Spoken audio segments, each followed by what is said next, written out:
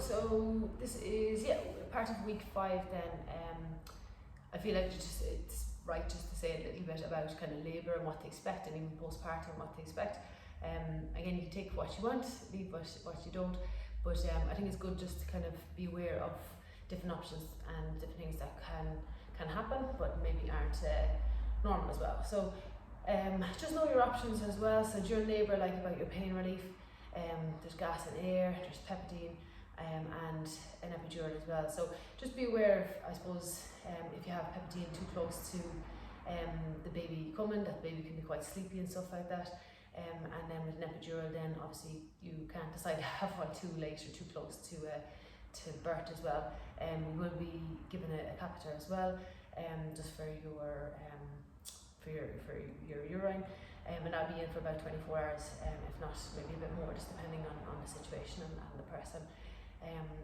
And again, then obviously with an epidural, then you won't really be able to move the lower limbs, and that's one thing I found a little bit overwhelming. Just I didn't have any kind of control, I suppose, but like everyone is different. So just to know, I suppose, what the effects are after, and if you can be happy enough with them.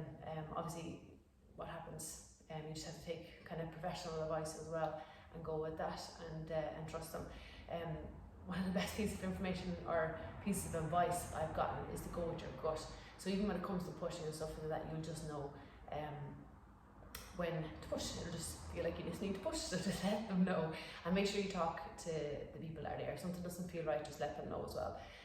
Like there can be a team around you, like a team of midwives and doctors and stuff like that around you, and again, that's normal. They might get you to move from left to right onto your back, different positions like that, and they'll be tracing the baby as well. So what that means basically is doing the heart rate, and just monitoring that, and getting you moving in different positions. So again, that's just all normal, so nothing to be worried about as well. So then postpartum, then a few different things I suppose just to be aware of as well.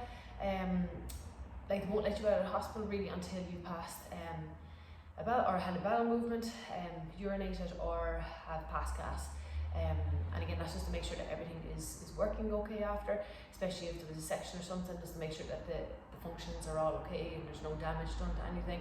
And as well, then if you have a vaginal birth, that you can, like that pressure down there is okay. As well, if there's any scars or episiotomies or stuff like that, you want to make sure that that you can pass and everything is okay, that nothing's torn or anything like that. So as we mentioned before, constipation can be a big thing with this, as in like if you don't I suppose be aware of, I suppose, managing it before or anything like that, and if you find that you're straining to pass a bowel movement, that is going to affect how you feel on your scar if you end up getting a section, and the same with episiotomy or a tear or something like that. So you will heal better if you can avoid those things as well. So again, the perineal massage can be very good, and again, just even if you're going to the hospital a bit early, just put some hairs or something that'll help you kind of keep the fibre levels up, because the hospital food mightn't be the best for fibre.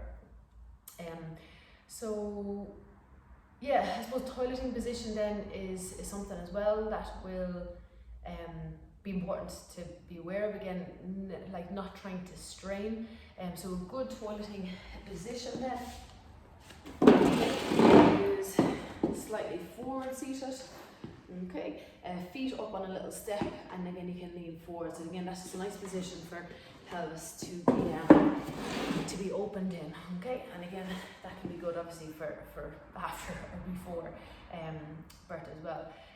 So trap wind as well can be, I suppose, an issue, or something that people kind of struggle with. So like chewing gum, or rocking on a rocking chair can be good for that. And just be aware that like a few statistics here that like some things are common but they shouldn't be normal. So like 64.3% of women report a sexual dysfunction in the first year following birth. Like another statistic is 1 in 5 women over the age of 40 have fecal incontinence. And again, these are things that are common but shouldn't be normal. So if something doesn't feel right, or something hasn't healed, whether it's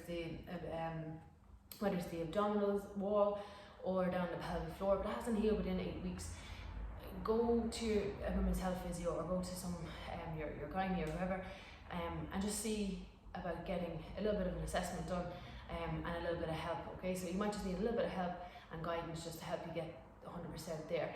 It's better to sort something out now rather than down the road. Some people find that they're fine after childbirth, and then a few months or like longer as they get into postpartum, that issues are starting to appear, maybe leaks and different things like that are starting to appear. And again, like even from a position from sit to stand that we do a lot of the time, or if you're feeding your baby or something like that, you're probably doing that a lot, that can be the same as lifting a 20-pound weight in your intra-abdominal pressure. Okay, so again, the breathing that we've talked about before is important as well. So if everything's not synced together, there can be issues, and maybe not initially, but down the line as the baby gets heavier, and maybe as you get tired and you're not like looking after yourself as well. Although we have great intentions, we tend to not look after ourselves as well as we should. So just to remember then that about the intra-abdominal pressure as well, okay? So again, the same with the toileting, don't hold your breath, breathing out. So that breathing technique is going to be important, and sometimes that's out of sync or out of whack, like at the later stage of pregnancy, and then postnatal when we're just not really, I suppose, looking after ourselves or thinking about ourselves. So like the diaphragm, the muscle underneath the lungs and the pelvic floor, they should work together, okay? So they should lift and lower at the same time rather than go in opposite directions, okay? And that's where the intra-abdominal pressure kicks in, okay? So we want them working together, the pelvic floor and diaphragm, and if not, then that can lead to issues, even in back pain, pelvic floor pain, abdominal separation, maybe not healing. So again, it's something just to be aware of, and no harm getting a check done if things aren't kind of clearing up the way you think they should, or if you don't feel right and around that 8-week mark. So yeah, just to kind of keep an eye on those few things. So I hope that helps, and yeah, it's just things just to kind of put in your brain and just to maybe just be aware of as well.